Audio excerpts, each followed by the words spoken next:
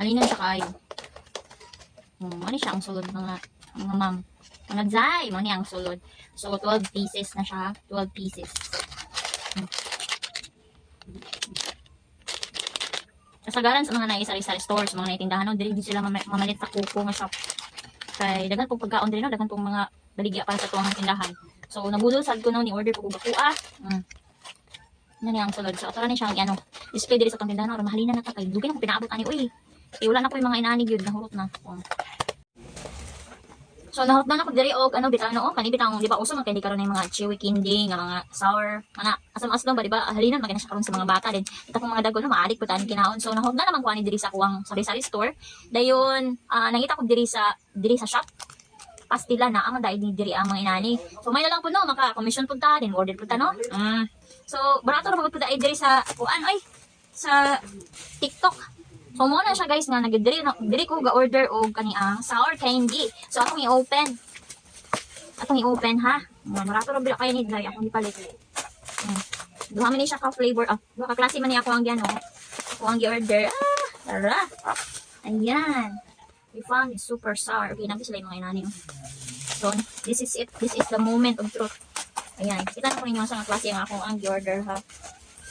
So, ayan. Muna siya dyan. 1, 2, 3, 4. 4 yung akong order. Upat. So, nindot kayo siya no kay buy one take one. So, kung palit ka og isa, duha ka box ang imong madawat. Nya ang sulod ani no kay 12 pieces na kada isa ka box. So, sulod kay siya guys. Ibaligyan na ko ni siya diri og tag size ang isa. So, muna siya. Tag size ang isa. Depende na po na ninyo og pila ang inyo ang ibaligya. Ha? So, ayan. So, muna siyang sulod. Muna siya sulod ani. So, dili na lang ko mag-order sa TikTok. No, kaysa mo-order pa ko kaysa sa palit ako diri sa muang pariha raman. Dahil makaano pa ta diri no. Maka-commission pa ta. Gamitin natin ang ating utak. Ayan, so i-display na ko na siya diri sa among tindahan kay man siya diri good halinon ba. Halinon siya kayo. 12 pieces. So, ayan. Barato lang kani diya sa mga ilabas kita. Barato lang kani siya diya.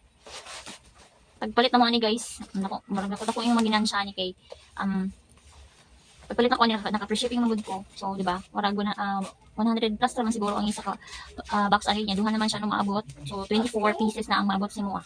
So naka giginan siya. So check yung basket guys, basta ko palitan ni mga sour candy kay halina jud kini siya karon kay trending kini siya karon nga mga sima-simaon ba.